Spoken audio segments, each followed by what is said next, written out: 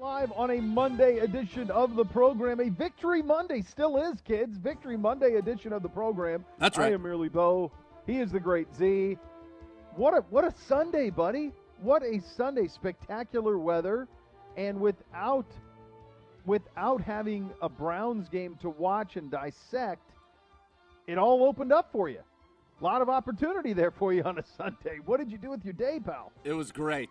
Got to wake up, watch the football, enjoy it, really dive in. Got the Red Zone, as YouTube TV had just added the Red Zone channel to its package of offerings, which was a great move and couldn't come at a better time. And so got to watch all the games and really feel like I was immersed in the league. And in my role as somebody who's at every Browns game, you missed it, right. Especially when the Browns have played at 1 o'clock and more often than not, and that is when the vast majority of the league plays. I would obviously, as a consumer, say, hey, we don't need maybe 10 and 3, 10 at 1 and 3 at 4. Maybe split it up a little bit. But I do think that it makes it 4 o'clock on the Red Zone channel, for example, when there's only 3 games. You actually get a feel for those games. And so I really enjoyed watching the afternoon.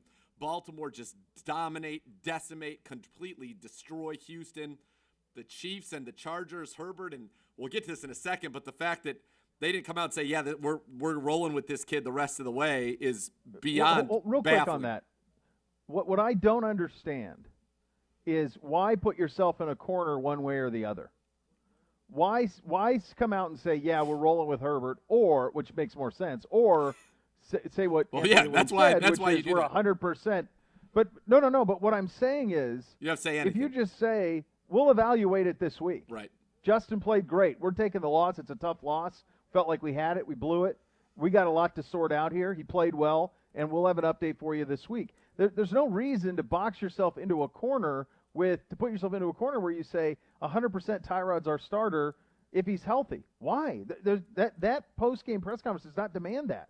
It doesn't demand that. And now he's stuck because no one in their right minds is going back to Tyrod Taylor after watching Justin Herbert. They're just not. Right. Don't say anything, it's just a ridiculous but decide position inside. to put yourself in. Yeah, decide in your heart. It's just we're going with Justin Herbert. Yeah. It was an awesome day. The weather here was obviously spectacular. The last week's been spectacular. This week's been spectacular.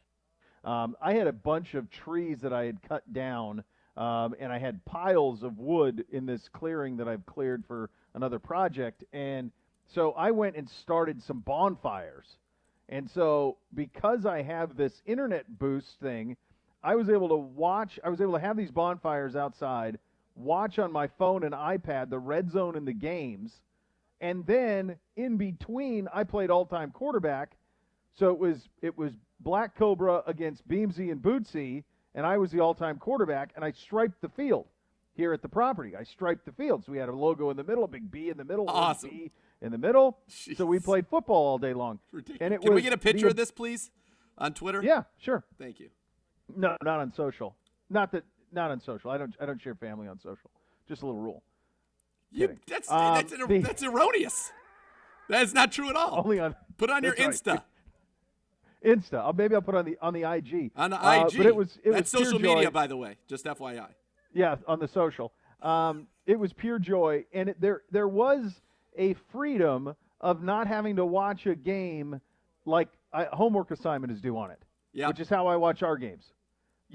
Like dissecting everything of it. And to be able to just kind of watch the league a little bit was a lot of fun. And we're going to get into, obviously, the big theme of the day yesterday was injuries, and they are catastrophic in many instances. And it's heartbreaking, right? Because you think about how hard these guys work. You think about the amount of ACLs, Bosa, Barkley, Cortland Sutton, Malik Hooker with an Achilles again, cannot stay healthy with the Colts. No. Christian McCaffrey out 4 to 6 with a high ankle sprain. Catastrophic injuries around the league. And it's just, you just know how hard these guys work. You know it's been sacrificed. And Z, to lose them, that many headliners is a play here or there from winning the Super Bowl, runs it back, and then just decimated in one Sunday. Yeah, that was tough to see, all of the injuries. And again, I'm no medical expert, but does it not seem like there are an inordinate amount of ligament and tendon injuries happening with these athletes who especially in this offseason, probably got themselves in the best condition. Many of them have said that they've ever been in, and you're just seeing a lot of it. And it makes me wonder, are we wound too tight? Have we pushed the human body beyond the limits of the things that you can't build? You cannot build your ligaments. You cannot build your tendons. You can keep building your muscle and the quick twitch and the firing and all of that, but it's just an unbelievable amount. And I remember I was on the sideline with New Rob against the Bengals. I saw the Uzoma one. I saw that the second he caught the ball. He caught it. He took one step, and the way he went, I'm like, hey, it's got to be his Achilles. He just stopped functioning. And you hate to see it, and you have to wonder if part of it is that all of a sudden guys are turning on football muscles and football torque without having really eased their way back into it. And it's really stunning, and it's awful. I think it's fair. Pedro is not pleased. Let me tell you something. Not happy at all out there in the Bay Area. Well, Coleman, Mostert, Thomas, Bosa, Garoppolo. Yeah. I mean, you're talking – and in the meantime, their division has 2 undefeated teams who have been lights out in the Cardinals, who beat the brakes off of Washington, and the Rams. That game wasn't as close as even that final score. Not even a little bit. There's a muffed punt by Cooper Kupp that gifts the Eagles a touchdown. Otherwise, it's not even that close. And then you think about a little team in Seattle that, to me, along with Baltimore, is the 2 best teams in the league right now, are those 2 teams. Even though Cam almost pulled it off at the end. Cam threw for 400. Can you imagine looking around the league and going, yeah, we're paying Cam $8. Oh, we could have had Cam for $8? Maybe we should have knocked the doors on Cam a little bit for $8. It's unbelievable that Carolina just basically pushed him out the door, and that he didn't have a much greater market than he ended up having. Now, he ended up in the perfect spot for him, and what Josh McDaniels has done, the beauty of watching them call an offense around him, I think is great. I personally was sitting there watching that last play, and I said I would have gone to the fake power jump pass again, because you knew they were selling out for it, and it worked earlier in the game. But that was just an awesome game, although I did lose in one of my fantasy leagues. I was the second highest scorer this week and lost because of Cam's absurd performance. Nonetheless, I digress. Right. It was great to watch that. Russ is on another level, and, this is something we can get into more at 2 o'clock, but I think you can pretty safely pick 6 playoff teams in the AFC right now. Yeah, I don't have a problem with that.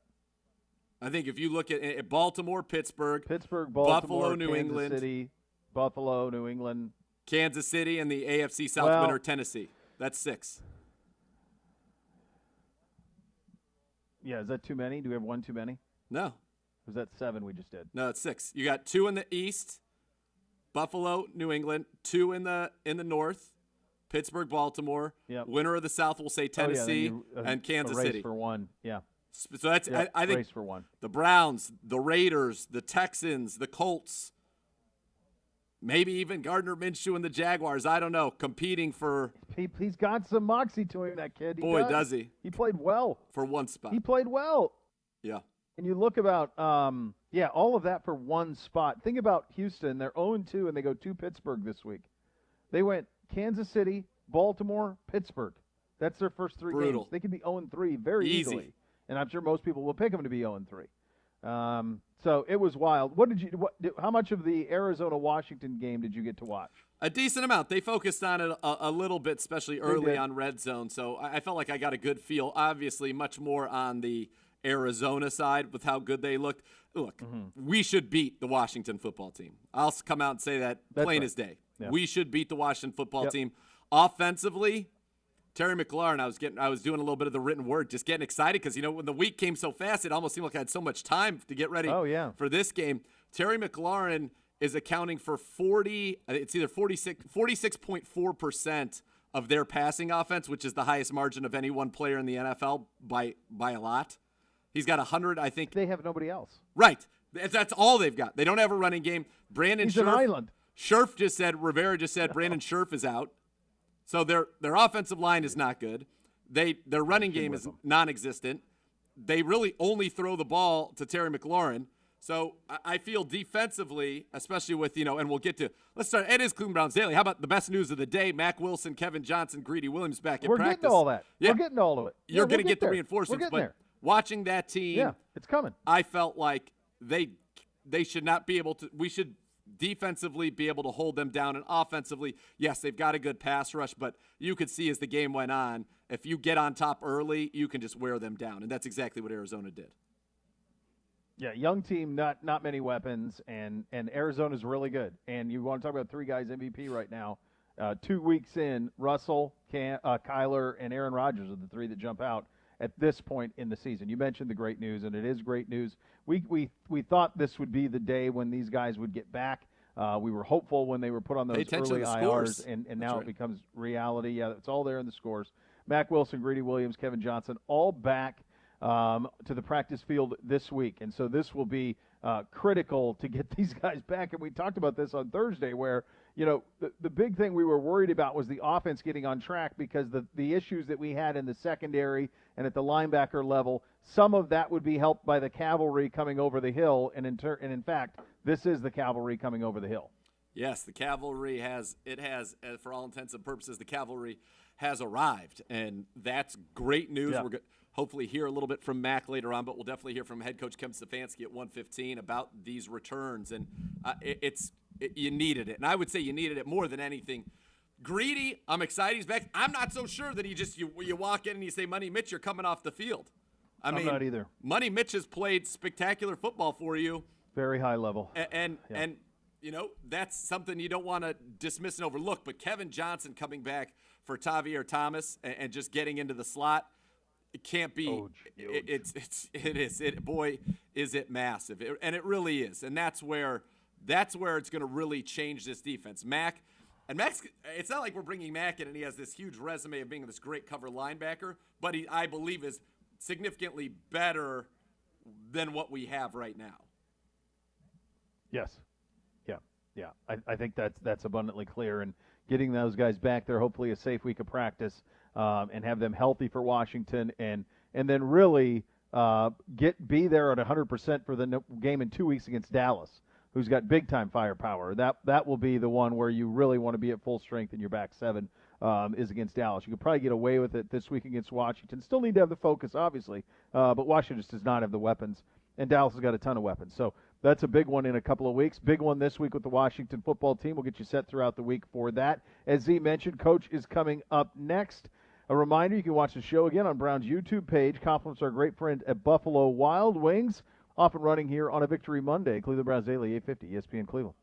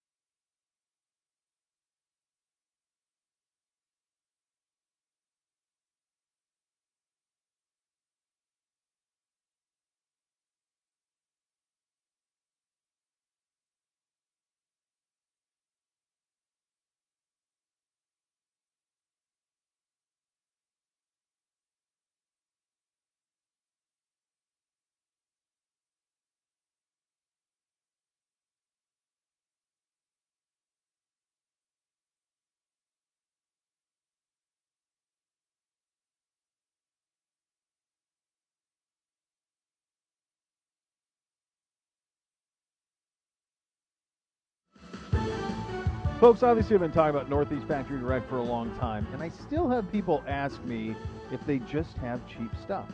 No, they do not. In fact, Northeast Factory Direct carries high-quality name-brand furniture like Flexsteel, England, Klausner, and more. My family's in the furniture business nearly 100 years. We carried these brands. These are high-end brands. Two really nice lines of custom furniture as well. Great style, selection, many fabric options. Get this, they also have Amish-made furniture right here in Ohio. Now, you don't get higher quality than that. It costs so much less at Northeast Factory Direct. My man Alex is so confident, in fact, in his prices. He's offering a 1-year best price guarantee. If you buy furniture or hot tubs from Northeast within 1 year, you find it advertised for less, Alex is going to refund you the difference. It's very easy. See the store for details, or to go to northeastfactorydirect.com and check that out for yourself. And check them out. West 140th Street in Cleveland, Lakeland Boulevard in Euclid, or Freeway Drive in Macedonia, or shop online anytime at northeastfactorydirect.com. Coach Kevin Stefanski met the media earlier this morning.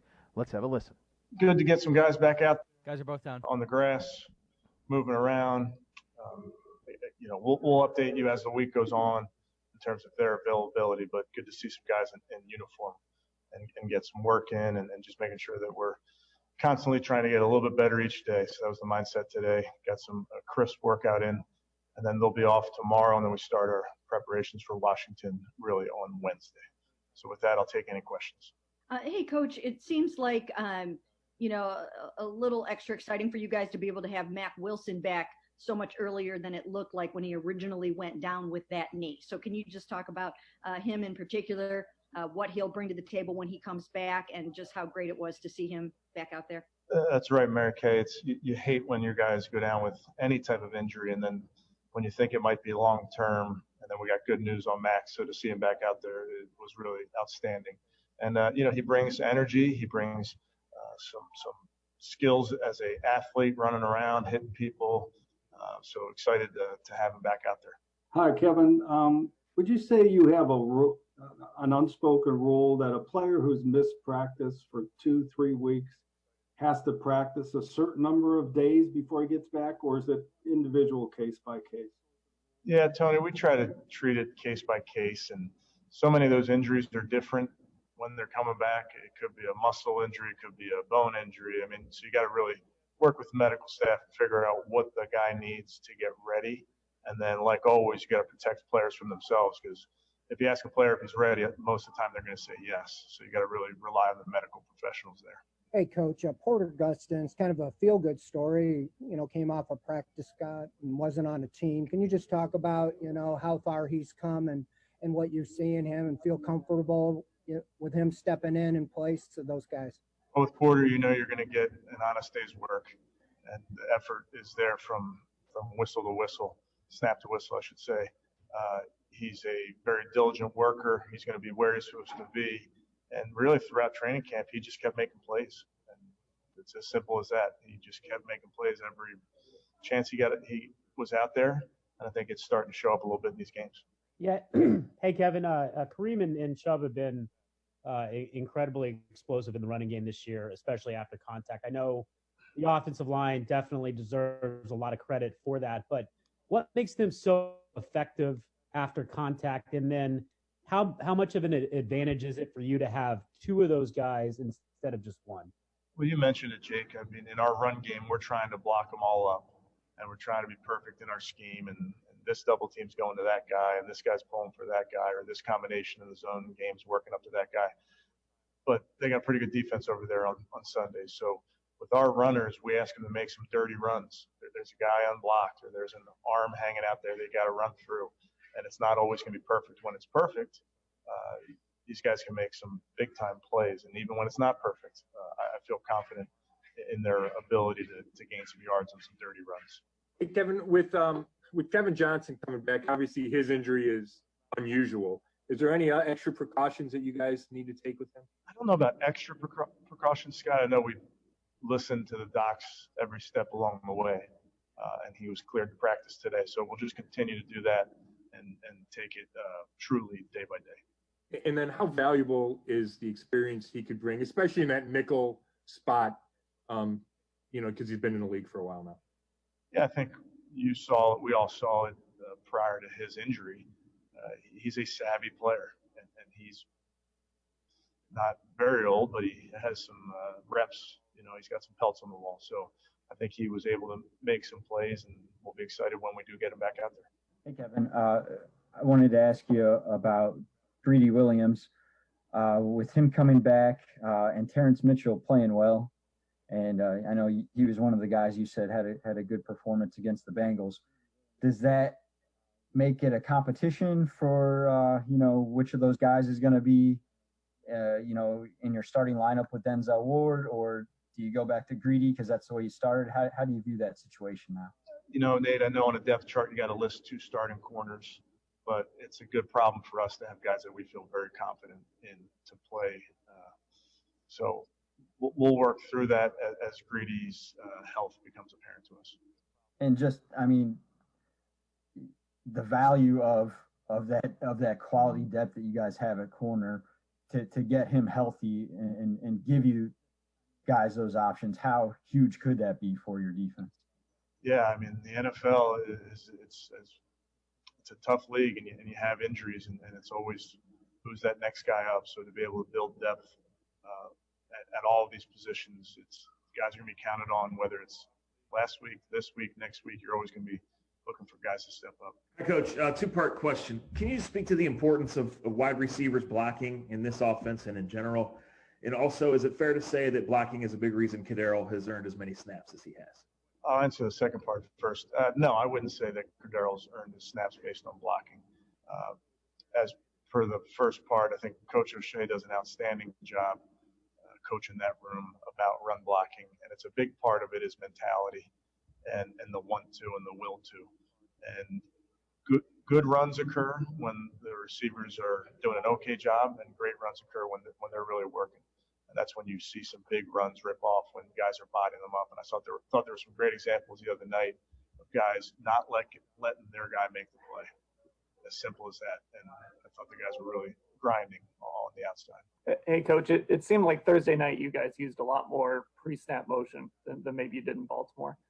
What are you trying to accomplish with using that a lot, and kind of how does that fit in your scheme? How important is that to what you guys are trying to do?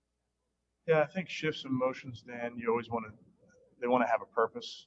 You're not just doing it for the sake of doing it. So there's certain run schemes, there's certain pass schemes where moving the strength of the formation, maybe moving a tight end, moving a wide receiver, may cause some conflict to the defense, but it should be simple for the offense. What you don't want to do ever in those shifts and motions is make things hard on yourself. So we've tried very hard as an offensive staff to put a plan together that makes life hard on the defense. And then that's sometimes those shifts and motions is a big part of that. Hey, Coach, after the game, Nick Chubb mentioned that he was talking about him and Kareem and mentioned that Kareem's so great, he would like to see him get involved earlier too.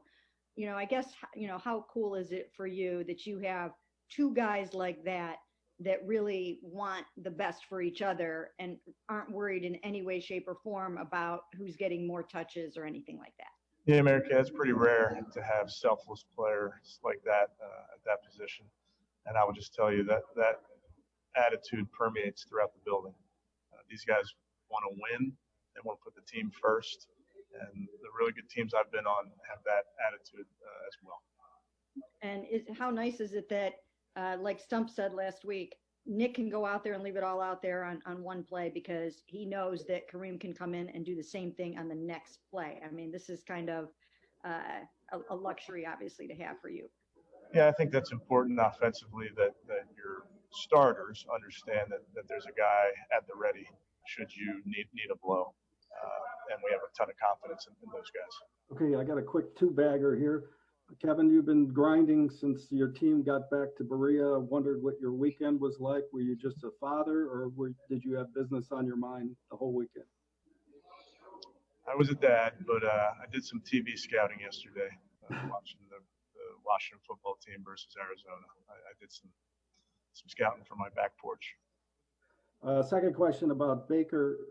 You guys know the numbers. When he throws fewer than 30 passes, his record appears to be a lot better. Do you subscribe to that? And do you strive to keep your quarterback from throwing 60 times like your opponent did? I I think that oftentimes Tony speaks to a team that's behind and trying to get back into a game. We go into with the mindset of whatever it takes to move the ball down the field, honestly. So sometimes it's going to be heavy runs, sometimes it's going to be heavy passes. We feel like that's the matchup that week. Yeah, Kevin, back to Chubb and Hunt. What kind of pressure does it exert on a defense when you have two guys that can really create on the dirty plays, like you said, instead of primarily just one? Jake, I look at it, it's good to have two of everything. A lot of teams, have one corner, so you go attack the other guy, or they got, one linebacker. So, like anything, I think depth at any of these positions helps you sustain for 60 minutes. So, you mentioned the two runners. We're real comfortable having either one of those guys or both on the field at any given moment. Thanks, Rob. Thanks, Coach. Coach, yesterday was a reminder. It was kind of 1 minute. Worthy day for injuries around the league. Does that serve as just a reminder to you guys about stretching? And in any way, does it make you reevaluate any kind of training when you see a rash of injuries like that? I think we spent a lot of time throughout the year thinking about the health of our players and how best we can take care of them. And that speaks to the medical staff. It speaks to the strength staff. How we structure our schedule for 30 seconds. But it's a physical game, and injuries are a part of this game that we all hate. And I hated to see some of the guys that went down yesterday for what looks like the year. I mean, that's not good for them. That's not good for our game. But the sad part of it is it's part of the game. So much of it is we try like crazy to make sure we're taking care of our guys. Stand by. When they do happen, you hurt for those players. They also understand that it's the next man up mentality, as tough as that is. You're up. Yeah, that's not. Coach had a nice day. I think you get out on the porch, watch a little of the Washington football team against Arizona, and do a little scouting there on that team, and get your team ready, and get his team healthy. As we told you guys off the top, Grady, Kevin, and Mac all back at practice today. So that's really the headline of the day, is that three guys who are main cogs and all certainly would have been starters in your very first depth chart at corner and at linebacker and in your defense all return and in just the right time with Washington, and then a monster test the following week at Dallas. Yeah, and beyond that, you look around the NFL, as Coach just talked about. If OV and Claiborne, and the report over the weekend was that Claiborne had a hip flexor injury and would try to play through it, but if OV and Claiborne are back, Conklin comes back, yeah, you're as close to 100% as probably any team in the league. You lost Delpit early for the year, but beyond that, yeah, you would be, knock on wood, as healthy as I think anybody going into week 3. Yeah. This is the story 2 weeks in. This league has been decimated by injury. We'll get into that and some of the more specifics of that at the top of the hour. Coming up next, however, our great friend Jake Trotter will join us. A little bit of perspective on where the Browns sit heading into week 2 against Washington. You're listening to Cleveland Browns Daily on 850 ESPN Cleveland.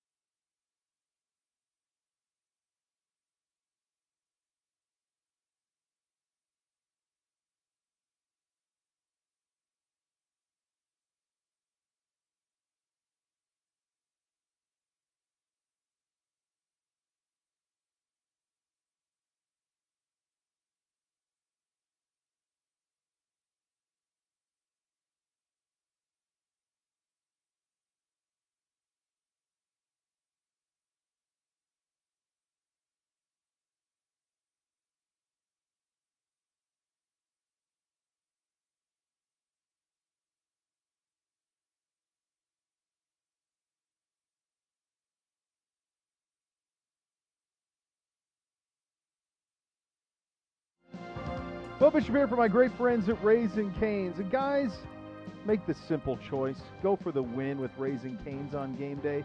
Stack your roster with delicious, hand-battered, cooked-to-order chicken fingers and cane sauce. Oh, so perfect.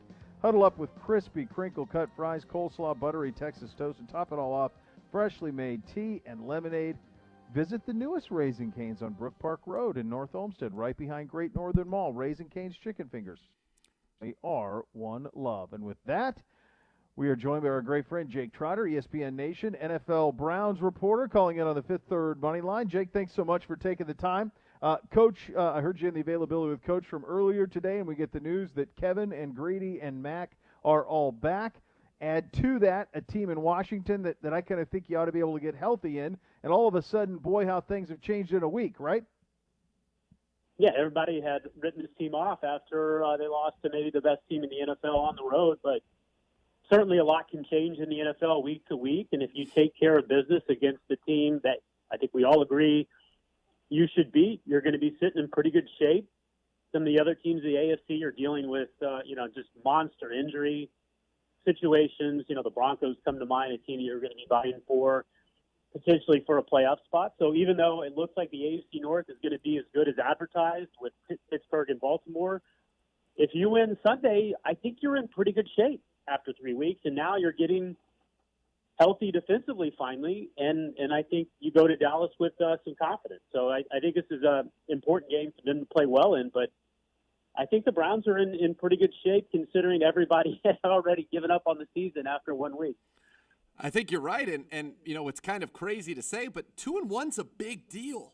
We have not had a winning record at any point in the regular season since the 2014 season, guys. I mean, man, 2-1 crazy would be that is, when you say it out loud, it's insane, but it's unfortunately reality. So 2-1 would be massive for this football team.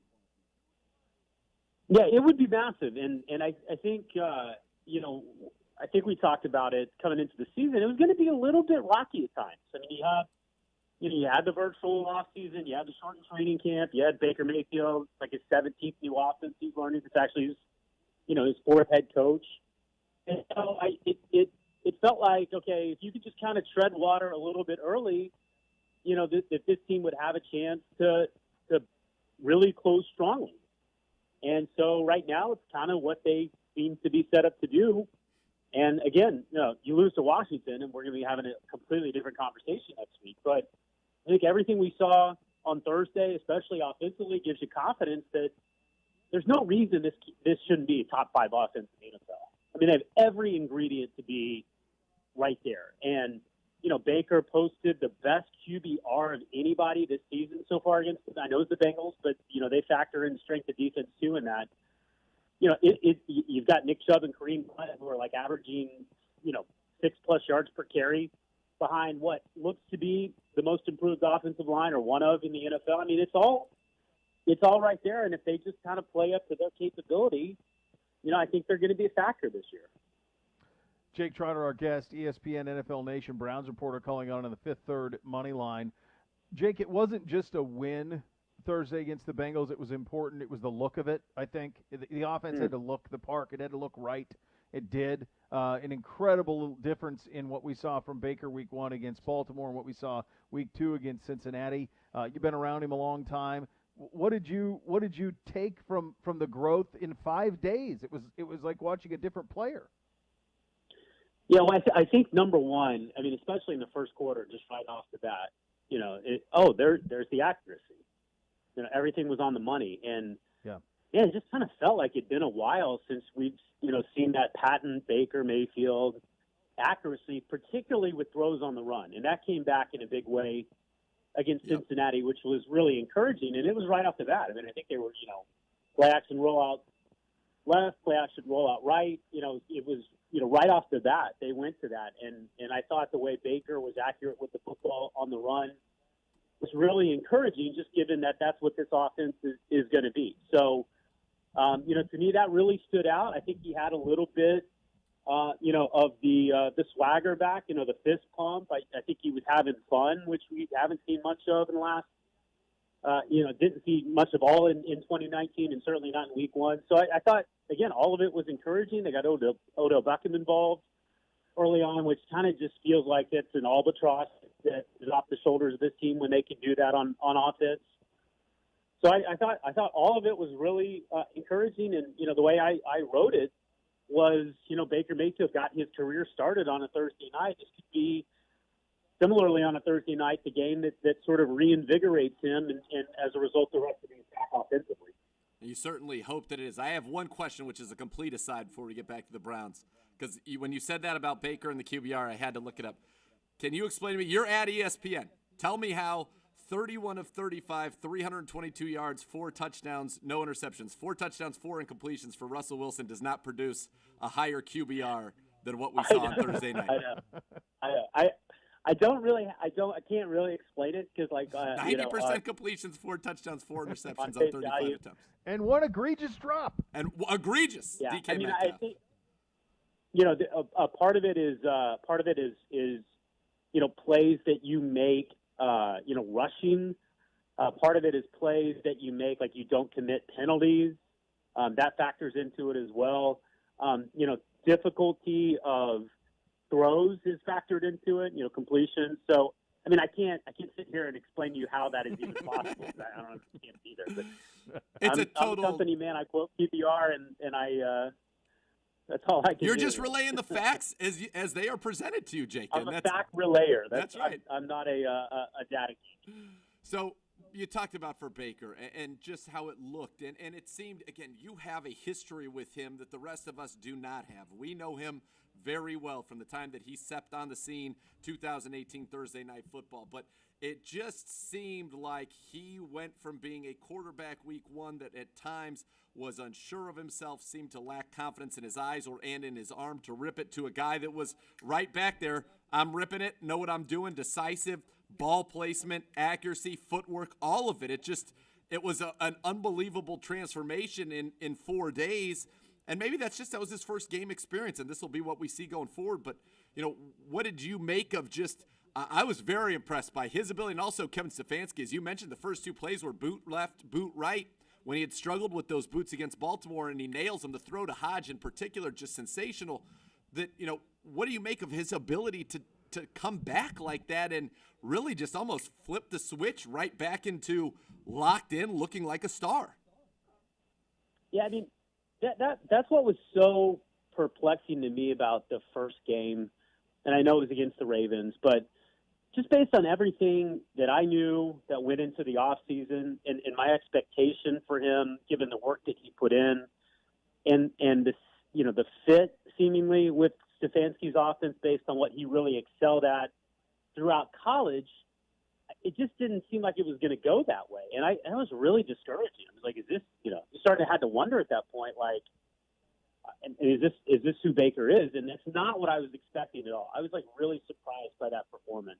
And what we saw Thursday against Cincinnati was more in line with what I was expecting. I was expecting him to have a bounce back season. I mean, everybody around him was.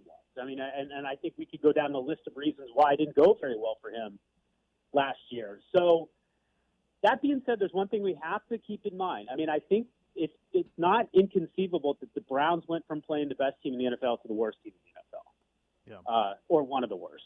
So, I think in the next 2-3 weeks, the Dallas game is going to be really interesting, especially I think we're going to have a kind of a better feel for what this team is. But just based on everything that I'd been told, like the Baker we saw against Cincinnati is what I'd been expecting. And so, if you're asking me, like, is he going to be that good every week? Maybe not, but I think he's going to be a heck of a lot closer to that than what we saw against Baltimore. And if that's the case, this is a playoff team.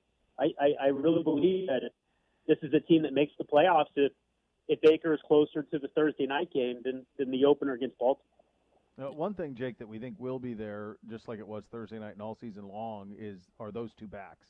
And that offensive line, the improvement in the offensive line was incredible. Jedrick Wills, from what he was in camp to what he is now, incredible, just road grading people. I realize Cincinnati was out a couple of guys, but even against Baltimore, you could run the ball. There's a formula here that I don't know if there's anybody else in the league. Baltimore runs it a lot, obviously, historic rate. but that's a lot with Lamar. With two backs, there's a way to suffocate games here. So when you say playoffs, I'm with you, and I think that's the roadmap very clearly. It was devastating in Cincinnati. I'm writing about these two guys for tomorrow. Just to give you a preview, I have this stat that, first of all, Kareem Hunt and Nick Chubb are 1 and 3 in the NFL right now in yards after contact. Yep. They are actually 1 and 3 in the NFL yards after contact, going back all the way to at least 2009. Now, small sample size. I mean, like, who knows? But just to kind of give you some context on how good they have been and how good they might be able to be as a tandem, especially breaking tackles. And I asked Stefanski about it today, like, what is it about these guys that allows them to be, so successful in terms of yards after contact? And Kevin said that, like, they draw plays up that way. Like, we're trying to block everyone but maybe one guy, and we have faith in Nick Chubb and Kareem Hunt to break that tackle, and all of a sudden to turn, a 3-yard gain into a 15-yard gain. And right now the Browns have the highest rate in the NFL in terms of rushes going for more than 10 yards. Not necessarily the most, but the percentage of rushes they've had have gone at a higher rate of more than 10 yards than anyone in the NFL. I mean, this really has the makings of an absolutely elite running game. And if they can just, not even keep doing what they're doing, but come close to continue what they've done, you're talking about one of the best, not only running back tandems this season, but one of the better ones we've seen all time. In recent NFL. So they have a chance to be really special, and if they get that thing going like that throughout the year, it's only going to make Baker Mayfield better, Odell Beckham better, Austin Hooper better, and I think that's why I keep saying. Given that they finished, I think it was like 22nd offensive efficiency last year, this should be a top 5 offense in terms of efficiency, at least because of that alone. You can run the ball like that, you have a chance to be really special offensively. And even in the Baltimore game, as bad as everything went, they still were able to run the ball really effectively. They just got too far behind. So I think it's been really encouraging. Those guys are dynamic. They have a good chance to keep them for the coming seasons if they can work something out with Nick Chubb potentially this offseason because of the deal that Hunt had. So it's a great situation for them going forward. And that running game right now is been really impressive. Jake, we talked about the offense, and I think there was so much to like coming out after Thursday night. But real quickly, defensively, we know there were some issues. Getting Kevin Johnson back, I think, is the biggest of all the returns. But he and Mack Wilson, how much of an impact do you think they can make? And you saw Coach on the Zoom. Do you have a sense of if they will return to action this week? Yeah, I think there's a very good chance. They're both doing individual today. They got off Tuesday, so I think we'll have a better feel Wednesday. Is there any soreness? How do they feel in the off day? But I think the expectation right now is that they'll get all 3 guys back: Greedy, Kevin Johnson, and Mack Wilson for the Washington game. Money Mitch has been pretty good at corner, so you get Greedy out there, that helps. But I think you're right. I think to me, the middle of the field has been where the Browns have really struggled the most, where Joe Burrow really picked on them. And that's getting Kevin Johnson back at the nickel spot, and then just getting some more help at linebacker in Mack Wilson, and maybe Harrison. As he continues to get acclimated, can help them at safety as well. But I mean, to me, when you look at this team, that's where it feels like you're the most vulnerable. So getting some help from guys you expected to be starters, at that part of level of your defense, I think is really going to help. I still have question marks about how good this defense can be, but getting those guys back really helps. Jake, awesome stuff as always, my friend. Appreciate and look forward to the story on Hunt and Chubb tomorrow, my friend. Okay, guys. Thanks. See you later. That's our good buddy Jake Trotter. And remember, all guests appear on CBD. They do so via the Fifth Third Money Line. Fifth Third Bank, making Cleveland Browns Daily a Fifth Third better. Did you watch any of the U.S. Open over the weekend? I definitely watched a little bit of my boy DeChambeau just annihilate the golf course. And what we saw to me was he playing a different game, the likes of which we have not seen since Tiger. I mean, what did he finish, 6 So under? explain. So I watched none of it because it just wasn't. in something that crossed my mind this time of year to watch the U.S. Open, and I don't particularly like watching him play. So I don't. But I didn't even look at a leaderboard until last night when it was over. So I didn't watch since Friday. So I saw it Friday morning, not again until last night after it was over. For the people who aren't golf heads like you, when you say the kid has changed the game with the way his irons are all the same length, the weight, the degree on his driver, everything. He's basically approaching the game like a scientist. Do I have that right? He 100% does. When he hits chips, he thinks to the exact millimeter of where he wants the ball to land, what he expects the roll to be, what he expects the curve of the break to be, all of these things. He plays it like a scientist and goes through all of this. And, he hit 4 of his final 21 fairways. And at the U.S. Open, that would be unheard of. In fact, Rory was asked if he was told the winner of the U.S. Open would hit 4 of the final 21 fairways, he would say there would be no chance. No chance. Basically what he did, and he shot 67 on the final day. He finished 6 under. Nobody else was under par. The person who finished 5th in this tournament was 4 over. So he beat 5th place by 10. It was an absolute dominant performance. And what he did, you talked about what he does with his clubs. They're all the same.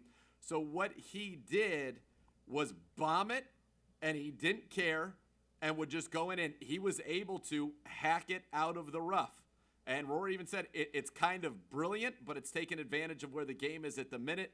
He's got his arms locked putting. I mean, his putting stroke looks different than everybody else. He literally pushes his elbows up, facing up to the sky. It locks his arms in, so he cannot move. There's no possible movement. He is kind of a scientist, but he dominated this course in a way that we haven't seen, where it looked like he was just playing a different game than everybody else. And I go back to Tiger. I mean, that's the last time I've seen that. And now you think about his game and the way that he's playing, and he uses, I don't know if you noticed this as well, super fat grips on his irons. Yeah. Super fat. What that does, again, he's trying to eliminate wrists, so your right hand over rotating, so where he can just swing and hold on, and he's trying to keep it square to square. It's stunning. It really isn't. It's kind of a crazy thing that he's done with these irons, playing these all the same length. So he makes one swing. That's what he feels like. I make one swing. His ball striking to the greens it's incredible. He's kind of nuts, and he's got to be the favorite at Augusta because he's hitting it farther than everybody else, and he might be right now the best iron player in the game. Well, yeah, I mean, if you're not hitting fairways and you're still winning the U.S. Open by 6 shots, I would say that you probably are. Anybody else that type of inaccuracy off the tee, you'd be buried. You wouldn't have made the cut in previous U.S. Open. So his strategy has worked. This got hurt for me tremendously by when it was in the calendar. I had no zeal for it. I was choosing football over it all day Sunday. Gibby, did you watch it? Were you dialed into it like you normally would be? I didn't watch any. I did not watch any golf all weekend long. Isn't that something? And it sucked because I would think about it and go, "Oh, the U.S. Open's on." Like we were out and about on Saturday. I'm like, "Oh, I would like to watch that, but I have no." I was watching Clemson on Saturday play Citadel over the U.S. Open. Mm-hmm. Why? Because it's football season. Yeah, it got hurt for me, and I don't love the U.S. Open. It's probably my 4th of the majors that I like. You have a 3rd PGA after it. I like the courses the PGA's been playing a little bit more. But the match in November, I'm curious if I'll have any excitement for it, because you love the Masters in April. It is such a rite of passage. But if you think about on a Saturday and Sunday, at that point, all of the SEC will be playing, the Big Ten will be playing, NFL Sunday. Am I going to seek out the Masters? Thursday, Friday probably will, but that used to be something you buckle in all afternoon Sunday, all afternoon Saturday. It was uncontested. And now contested. Really contested. Quite. Yeah. So, it definitely has a different feel to it. The NFL obviously still is king, and a Sunday that was really dark from an injury standpoint. Who got hurt the most we'll get into that and try to put into perspective. We'll do that coming up next. You're listening to Cleveland Browns Daily on 850 ESPN Cleveland.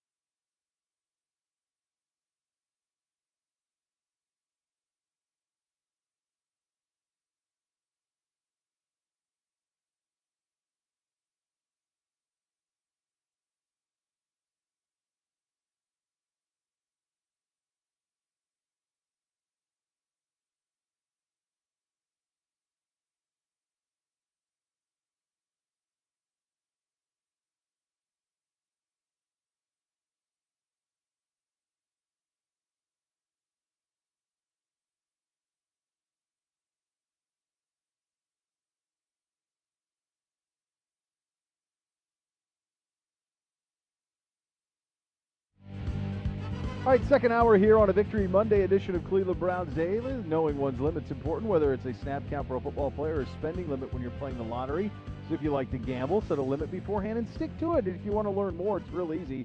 Go to keepitfunohio.com for helpful tips on how to keep gambling fun. The word of the day, the theme of the day was injury in the National Football League. There were a bunch of them. Gibby, as we go around the league, wants to know, of all of the injuries, the injury that impacts their team the most is what, Z?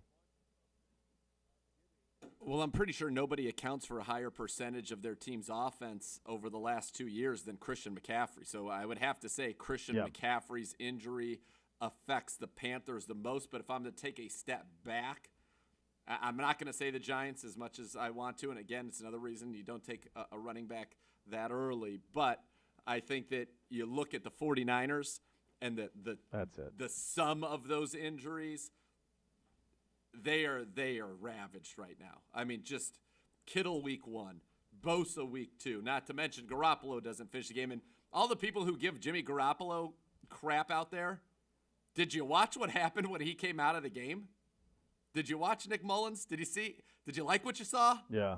I don't believe that you did. Oof. Tough go of it.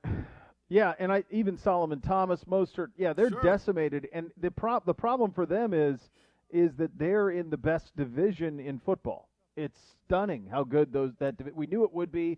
It's been I think the Rams looking better than everybody thought is kind of the big headline out there. Yep. Arizona beating San Francisco week 1 was obviously a huge deal, but then taking care of Washington last week was not. But I think the Rams beating Dallas and Philly handily. In both instances is kind of the headliner in the NFC West. I think Seattle is who you thought they were. I think that's big. I think another one, and this one kind of has to do a little bit with us, is the incredible injuries to the Broncos. That's a team that a lot of people thought would be fighting for a playoff spot.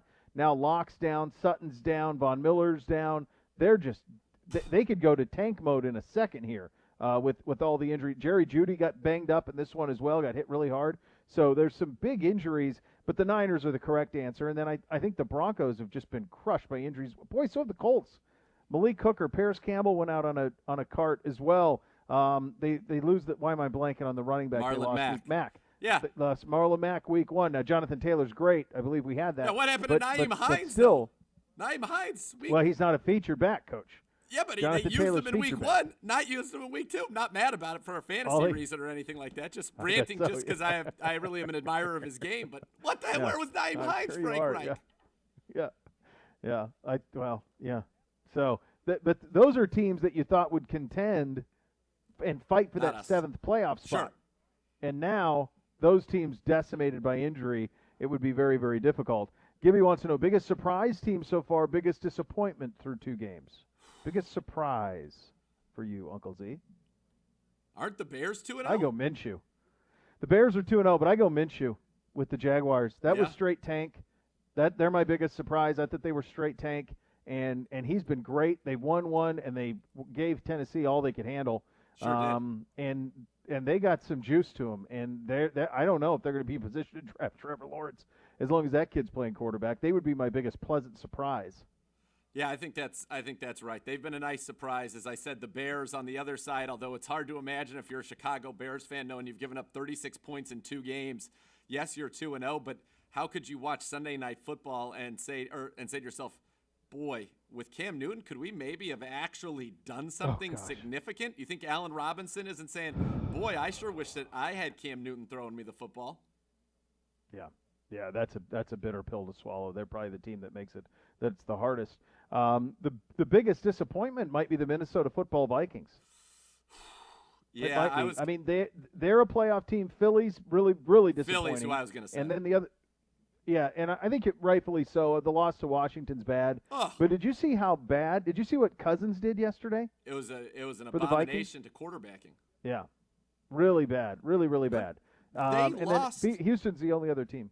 Go ahead. Houston played a very difficult schedule, to be fair to Houston. I was going to say, what I was going to say is those are the 3 teams that made the playoff last year that are all 0-2. Yes. I think that what you realize watching the Vikings, or at least I've realized watching them, as well as getting to see some of the Buffalo Bills, who are another team that I would put in I know a lot of people said this was their year, they were going to do it, but the way that they've looked and the way that Josh Allen has played has been incredible. He's been great. The Eagles, Carson Wentz has been terrible. The Eagles have been terrible. But watching the Vikings yesterday, it occurred to me that Stephon Diggs was critically more important to them than Thielen. And Thielen's great. I'm not besmirching Thielen, but right now, nobody scares the defense vertically. And so you're seeing tight coverage all over the place. And Thielen had a nice stat sheet week 1. But the vertical is gone without Diggs. And Justin Jefferson, you watch more LSU, so you can tell me if I'm wrong, but my understanding of him was that he's not like a CeeDee Lamb or a Ruggs. No. No. He's more of a Thielen than a Diggs. Yeah. He's not a one big play. No, that was Jamar Chase for them, who's be in next year's draft. So no, that's not what he is. No. So yeah, they don't have it, and they look kind of lost. I think the only reason I think that Philly, even as bad as Philly's been, that division isn't very good, and so you could maybe tread some water a little bit. Whereas the Vikings, you're in a little bit of danger there. They're out. Yeah. You're definitely in a little bit of danger there. We mentioned the 49ers injuries. Whose seat is hotter? Gibby wants to know. Adam Gase, Dan Quinn. Anyone else come to mind? It's got to be Adam Gase, right? I mean, I would say Carson Wentz's seat is hot. Honestly, I know he's not a coach, but I think I think he does have a little bit of a hot seat in Philly based on everything I'm reading. Wow, and what do you hearing. do there? He wasn't the guy. I said it years ago. They money. should have kept Foles at that time. He is not the amazing. guy. For them, I would say hot seat is got to be Gase. I mean, I don't know how anybody could look at what's going on there. Robbie Anderson with Gase. Gase leaves. Robbie Anderson goes to Carolina, and now he's back-to-back, 100-yard games. Devontae Parker in Miami with Gase, it looks like a bust. As soon as he leaves, now Devontae Parker is considered a legit number 1 receiver in the NFL. So many people. Ryan Tannehill with Adam Gase versus Ryan Tannehill now. Ryan Tannehill I mean, without, maybe he wasn't a quarterback guru. Maybe he's not an offensive maybe genius. He just had Peyton Manning. That's right. Maybe he just had Peyton Manning, who every player you talk to says is the best quarterback of all time. Yeah, they do. I mean, it's anybody who plays, they do. And I do wonder that if I think it's pretty clear at this point. And if you're the Jets and you make this investment in Sam Darnold, how much longer can you allow for him to have his hands on him? I don't know that he's the problem. With right. the potential of wrecking him. Yes.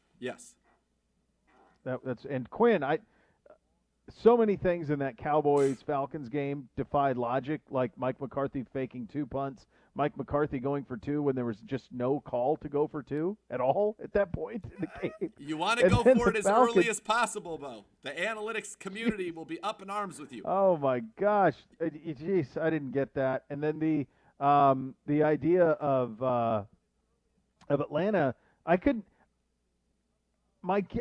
have to think they understood.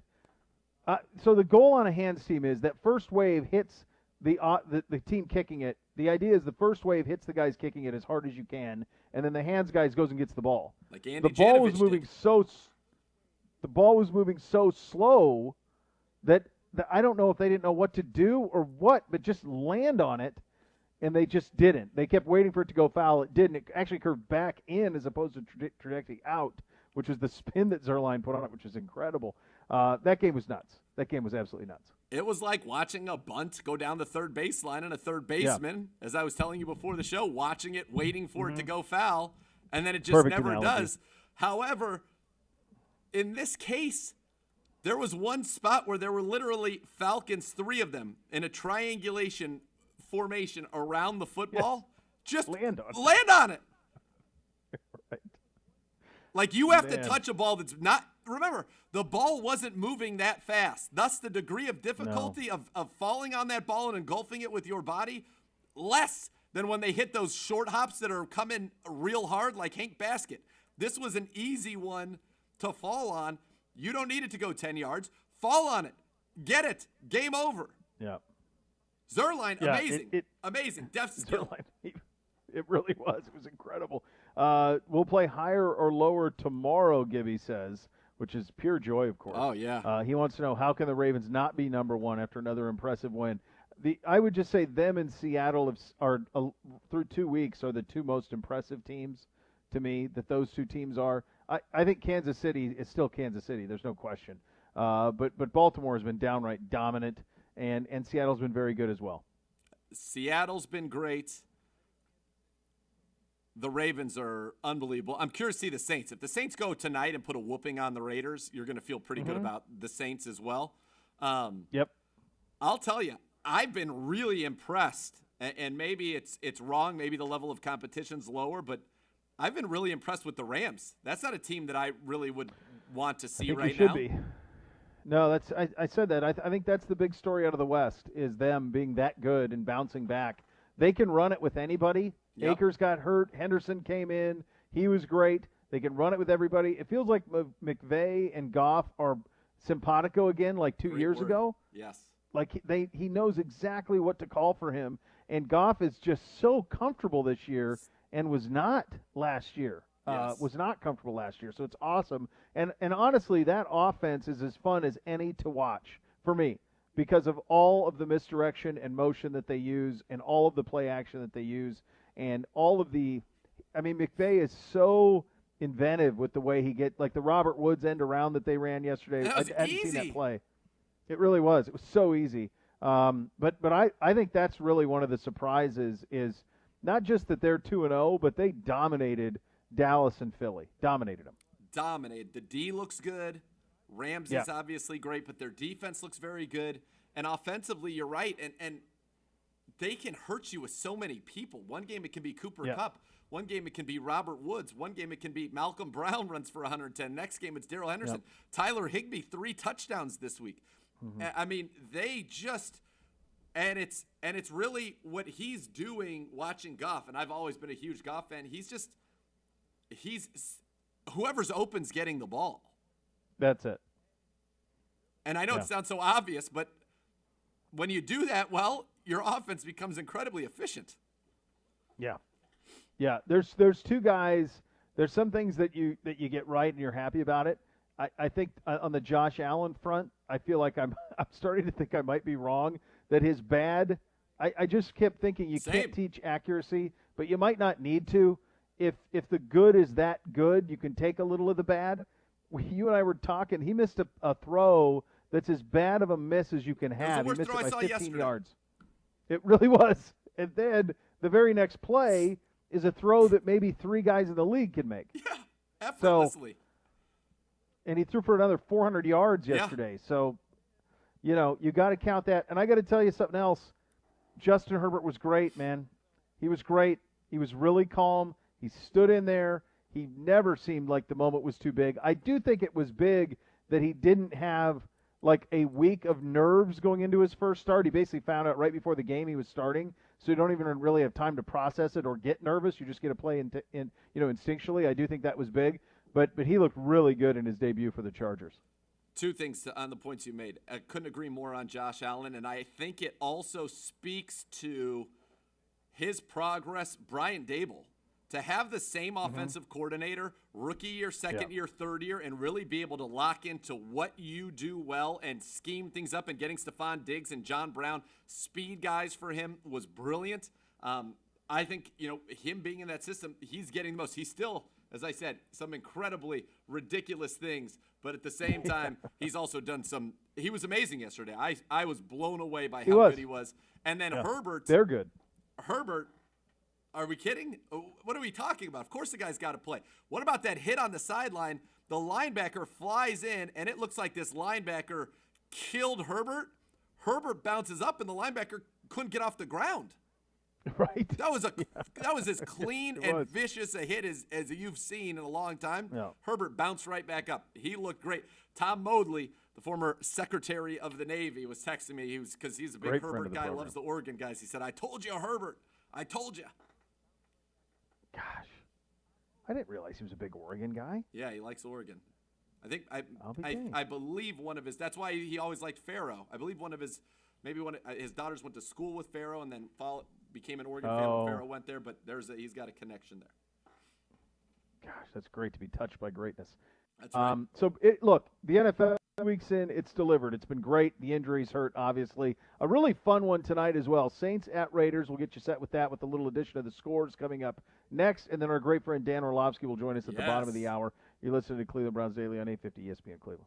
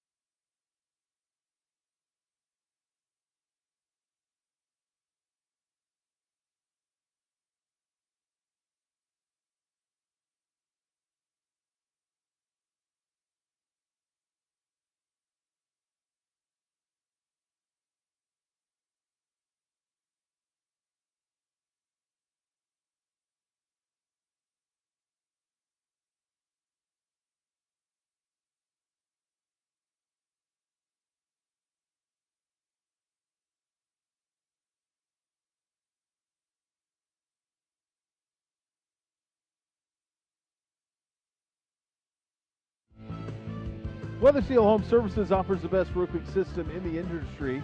If you have any of these symptoms, it may mean you're due for a new roof. Water spots on the ceiling, warped, buckled, or algae on shingles, damaged flashing, or termite damage. Right now, just $1 down in low monthly payments, you get a new roof plus free gutters. Weather Seal helps make your new roof affordable too, guys. 7 years, 0 interest on that.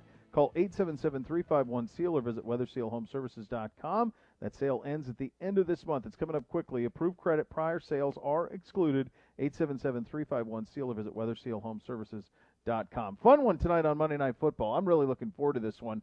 I think the real interesting thing is, what do the Saints do without Michael Thomas?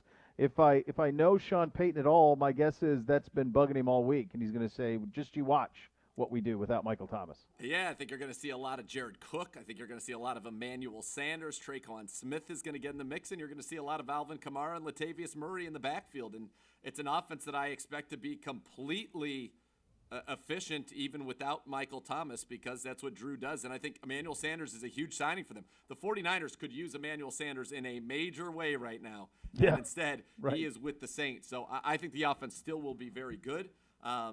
I like the Saints in this one. The Raiders were frisky, but that's a game that I got to see none of.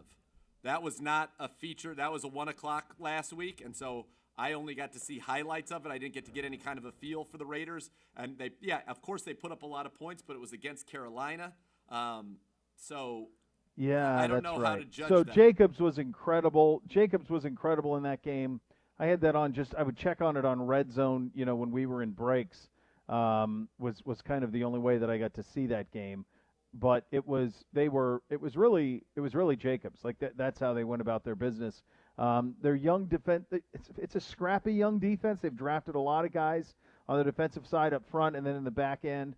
That's got a little bit of spunk to it. But I would feel pretty good.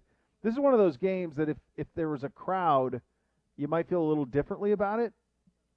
No crowd, dome, Drew Brees, hearing all week, Michael Thomas. Feels like Saints huge to me a little bit. I feel the same way. Huge. I think it is going to be Saints huge tonight as well. And I think they are a very good football team, and their defense. Carr struggles sometimes against these very good defenses. They can get to the quarterback. I'm with you. I think Saints huge. 40-30 Saints. I think somewhere in there, 10 points or better.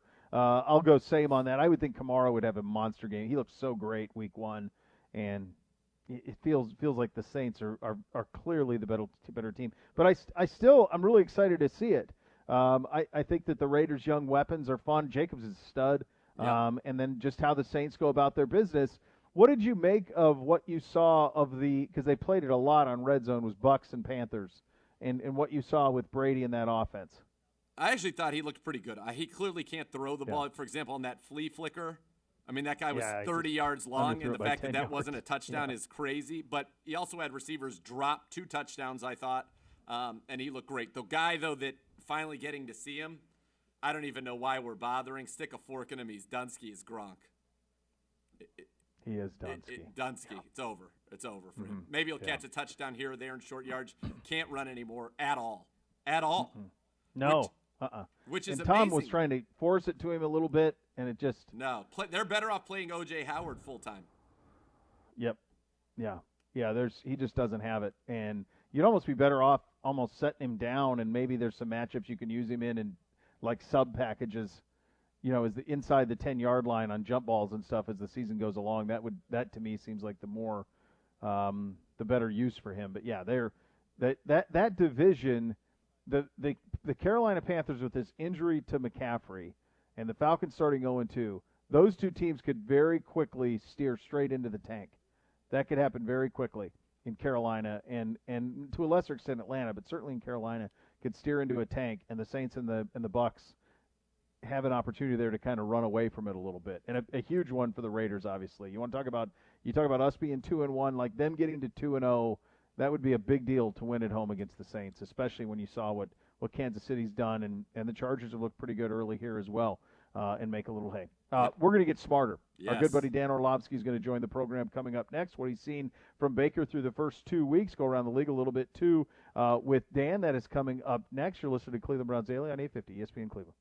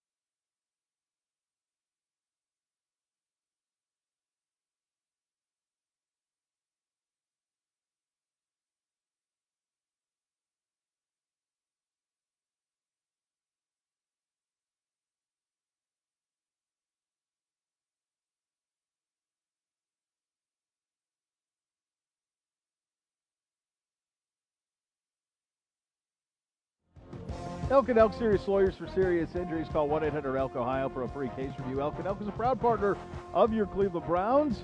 Go Browns. Time for us to get smarter. And for that, we head out on the Fifth Third money line. Our good buddy Dan Orlovsky, ESPN NFL analyst. Dan, what a difference a week makes. A week ago Monday, we're going, boy, what has happened here? Didn't seem like Six was seeing things the way we wanted it to against Baltimore, and then things got right in a hurry against Cincinnati. 5 days make that much of a difference? What did you see on the tape? Yeah, I mean, it's great to be with you guys, and 5 days certainly make a relatively big difference when you've only played one football game in 8 months, right? That was kind of a focus of mine, you know, because the job that I have to do right now is analyzing football, was just trying not to overreact to things that we saw in week one, understanding what the offseason was like for people. And when it comes to Baker and tape, I think the greatest word that I can use to describe it was just looked very deliberate, you know, and what I mean by that is understanding where you wanted to go with the football. And then if it wasn't there, then what is the answer? I think there was deliberate play calling of trying to figure out, all right, this is going to be our identity. And, you know, I kind of said that it looked like the Titans from last year, where they would come out and be very aggressive through the air, throwing the football, trying to score points, and then the run game became dominant. The way the ball was coming out of Baker Mayfield's hands looked deliberate. It wasn't hoping it would be a completion, but confidence in the completion. And so a very big difference, a very big feel with his feet in the pocket, you know, like a conscious effort of, I'm not going to leave until I'm forced to, until something tells me that I got to get out of here. And so, again, I think the best way for me to describe the performance was deliberate. Yeah. Dan, it is great to be talking with you as always. And, you know, when I think about the quarterback position, your insights, I love getting them. And when you see a quarterback look like he did on Sunday against the Ravens and then come back on a short week, what's going on? Take us into the process. Is that just Baker Mayfield doing a great job watching his own film, making corrections? Is that the even hand of Kevin Stefanski, Alex Van Pelt? How do you get from there, from A to B, kind of behind the scenes? Yeah, I mean, it takes a village. It's just like raising a kid. It takes a lot. And so part of it is Baker watching that tape and against the Ravens and going, okay, just like, you know, we did a touchscreen breakdown of some of the little things that hurt him, and just watching that tape and going, oh, I know I can't take a 3-step drop out of the gun on quick game. That's stupid. But that's also like motivating for a quarterback as well, because you know how easily those things can be corrected, right? Like, all right, I just threw this interception, but I can fix that as I'm watching on tape and going, all right, you know what? Our offensive line did protect me really well, and I can trust those guys, and I can climb the pocket and believe that they'll get those things picked up. And so while you get frustrated in those moments and disappointed in yourself, those are also moments of kind of confidence builders, because you know that those things are the controllables. We hear that in quarterbacking all the time. Control the things you can control. And so that's part of it with Baker, is just watching that tape. The second part is, you know, it's your first game as a play caller and a quarterback together. So I'm sure there was conversation watching the game on Monday going, hey, Coach Stefanski, I like this, but can we call it on first down, not second down? Or, you know what, I really like this when we're on the right hash, not the left hash. Or, man, I love when we could take shots at the 40-yard line. Stuff like that, where you just get a better understanding for each other, and Stefanski a better understanding for his player of what he does and doesn't like. And so, you know, it's a lot of all-encompassing things. It's the conscious effort of getting people the ball in certain places. When you watch Odell Beckham win consistently on the outside, you go, all right, I don't have to force him the ball, right? He's going to win a lot. So I'll do what the progression tells me to do. Boy, Dan, I think you hit on a word there, and I think it's trust. We hit on that all the time last year. He didn't trust his protection, didn't trust his receivers where they wanted to be, and it all just spiraled out of control. And what I saw on Thursday was a quarterback who did trust his protection, who did trust Odell Beckham Jr., right? Give him a shot, put it out there, let him go make a play on it. And then when you start to have trust in an offense, and then you have a guy calling the plays I mean, that was for us. That was a bit of a masterclass, I thought, from Stefanski on Thursday night. Mm-hmm. What did you think with his second game calling plays here? Yeah, it's kind of a greater representation of what I thought they would be when he came over from Minnesota. And I sat all offseason and said, this is going to be really good for this player and that player and these players. And so a much greater representation of that. I think that we throw the word trust around sports, and sometimes, we expect it to happen overnight, but none of us allow that to happen in our own personal lives, right? Like all of us who are married with families, like we didn't just trust that other person. It took time. It took going through some good and some bad, seeing just each other in our worst. And so, when you have that opportunity to watch that game and Baker can go, you know what, I can trust these guys. Stefanski can go, I need to trust my quarterback. Quarterback needs to go, I trust the play caller. One of the great ways you can do that as a quarterback is when your coach, understanding what your coach is calling and why he is calling it. If you watch the first couple plays of that game, some of those plays are called to get Baker in rhythm. Baker, we don't want to get you on the edge. Now, you need to do your part as a quarterback and understand, okay, my coach wants me to get on the edge, and he just wants me to get this ball to my hands. I think the first pass of the game was the bootleg to the left, right? Yep. And there's those two guys in the flat. He had missed it the week before and throws it away the week before. Stefanski comes back and calls it the first pass. Baker's got to talk to his coach there and go, Coach, you can trust me to call this. I've learned. Let me get it out of my hands. It's a 6 or 7 yard completion. Your coach is calling that just to get 6 or 7 yards. And then the coach starts to trust the quarterback more. And then what does the coach do as a play caller? A couple plays later, let's go take our play action shot to Odell Beckham. So, that's part of the trust as well, is the player running the play and telling the coach, you can trust me to operate this. And in turn, you got to give me chances to push the football downfield. And so I thought that was a really good glimpse of those guys kind of doing that nonverbal talking to each other when it does come to trust. Yeah, and Dan, and you saw that the second play was the boot right, the levels concept, and this one he goes high to low as he should and throws an absolute laser to Kaderil Hodge. But there was one blemish on the tape for Baker, the interception. We know that. Can you walk us from a quarterback's perspective? What happened there? What's the correction? Yeah, so the correction, so what happened? It's another kind of a bootleg or a waggle where the thought is you can pull up if you want to. You don't have to stay on the move if you're the quarterback.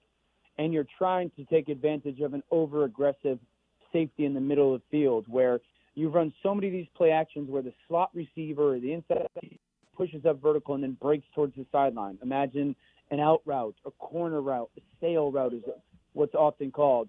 And you're trying to get that safety to try to fly super far over the top and then kind of run a corner post across his face. The thing that you have to always be wary of is what does that backside defender do, whether it's a safety or it's a corner, because per what the defense does, he may not have a responsibility and he could just be added extra. He could be another body. And so that's the only caveat for Baker is when you call that play, your job is to say, receiver, you've got to win your route. The receiver's job is to beat the free safety.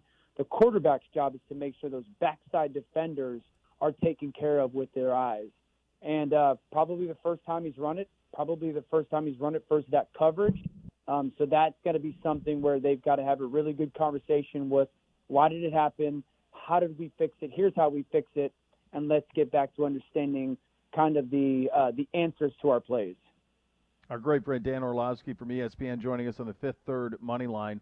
For all of our talk about Baker, it's nice in the fourth quarter in a tight game to go, here's a fresh Kareem Hunt. Good luck with that, NFL. And just 8.5 a carry for Kareem, just dominant. And Nick was who Nick Chubb is, but also the offensive line, Dan. I mean, this is the recipe, right?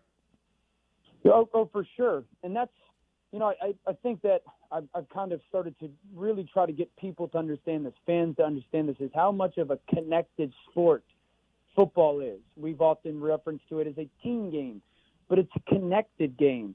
Think about for the offensive lineman, right? When you jump out to a lead, first of all, they now get to dictate to the defense what's actually going to happen this play. You're not necessarily going, we have to run the football or we have to throw the football. So that helps those guys just keep defenders off balance. When you're a play-action football team, we often, again, talk about it like how it just helps the passing game and we tie it to the skill players. My goodness, it helps those offensive linemen.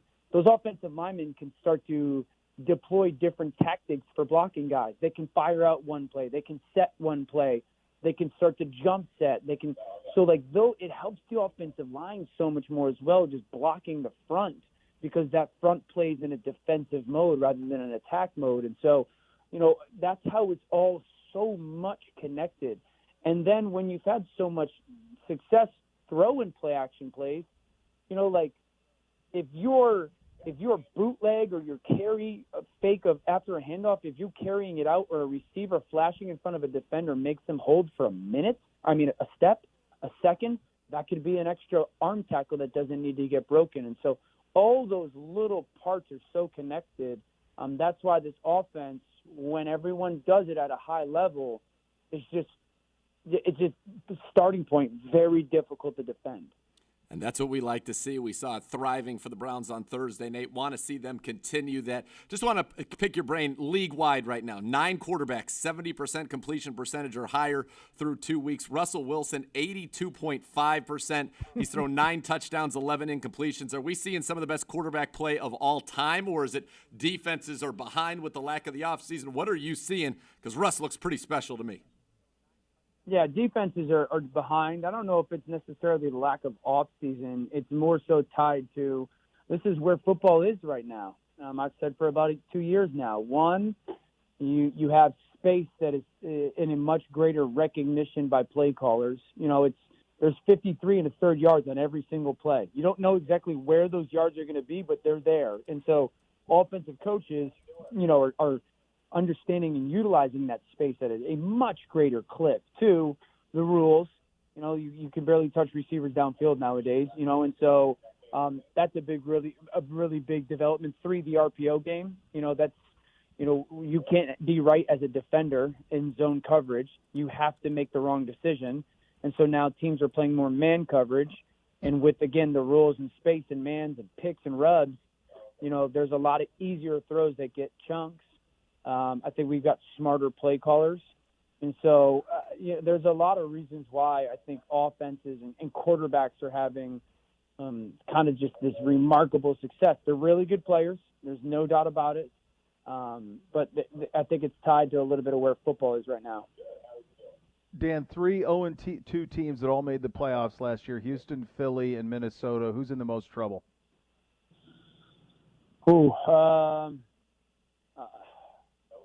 I think Minnesota. Minnesota trades away Stephon Diggs, and all of a sudden their offense looks like pudding. It's just so poor and unexplosive. And as much as I love Gary Kubiak, their play caller, they don't really have, Thielen's only so good. Thielen's a really good player, but they're asking a lot of him, and their offensive line is playing poor football, and their secondary, especially on the outside, is weak right now. Houston, that's the bed you made in. It's kind of same with Minnesota. Bill O'Brien, you wanted to get rid of DeAndre Hopkins. How's it working out for you? I don't know if I bet against them because Deshaun is so special. Philly's got some issues as well. Their quarterback's got to play better, stop throwing the ball to the other team.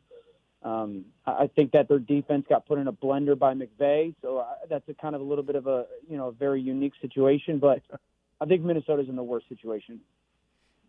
Dan, we're always in the best situation when you join us. That's we right. Can't thank you enough for a little bit of your time today, bud. I appreciate it, guys. That's the great You'll have to go in the Orlovsky film room right with there Mr. from Orlovsky. ESPN.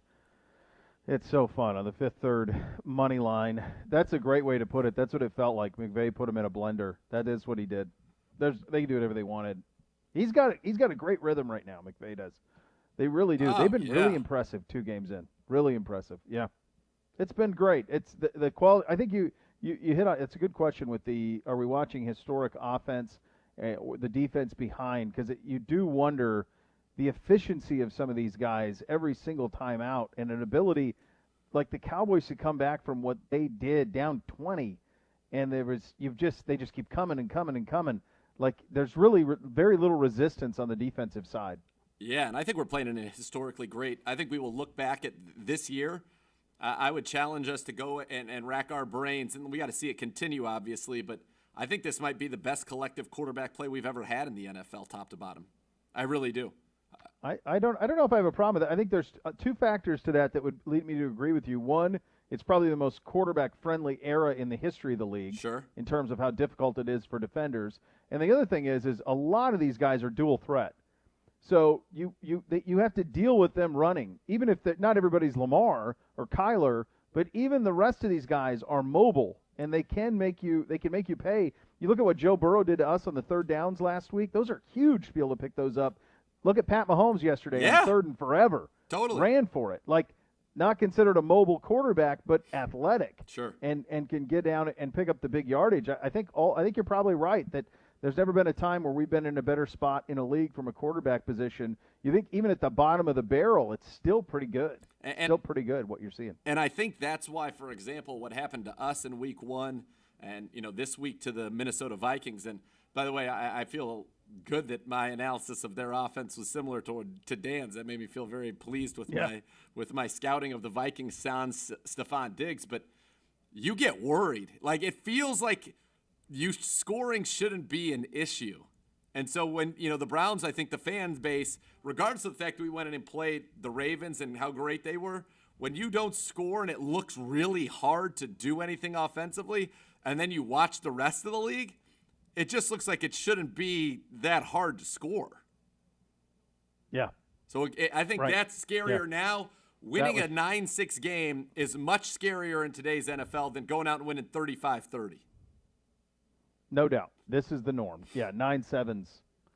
Those are not on the horizon anytime soon, barring some sort of crazy weather or something like that. A reminder, all guests who appear on CBD appear via the Fifth Third Money Line. Fifth Third Bank making Cleveland Browns Daily a Fifth Third better. Much still here to come. You're listening to Cleveland Browns Daily on 850 ESPN Cleveland.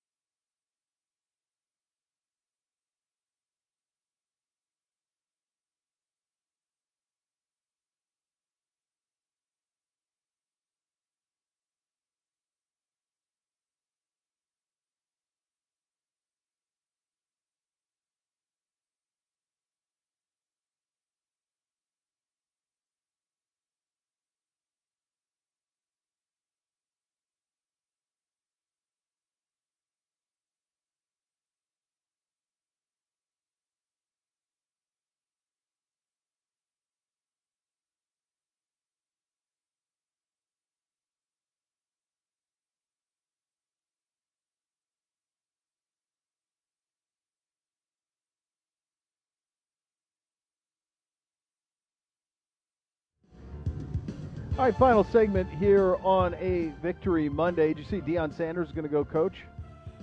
I did, and I'm having a hard time understanding what's happening. It's hard for me to imagine it ending. It's hard for knowing Deion a little bit from my time in Tallahassee, very, very little bit, but he was around from time to time down there. And having some experience covering HBCUs and the lack of funding that is in their athletic departments. Right. It's really difficult for me to imagine Deion Sanders going into one of those facilities and going to work to put in the work that's required to run a program. Right. When he is paid so well to just react to what happens on an NFL Sunday. It's stunning to me. Right. And he wants to be called drudgery. Coach Prime. Only address me as Coach Prime. I mean, I think maybe he's looking at this as an opportunity to use his stage to bring prominence to an HBCU. And I think if he does that. And I think he'll recruit well. Absolutely. I do think he'll get some kids. Yeah, for sure. But they can't possibly be paying him what he was making to do TV or to do Florida State. This is a school of 7,000 kids. Right. 7,000. The amount of just the grind of it is something it's hard for me to imagine him wanting to do at this point in his life. All right, over under how long this lasts? 1 year.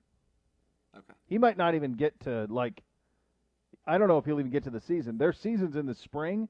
He may bail before that.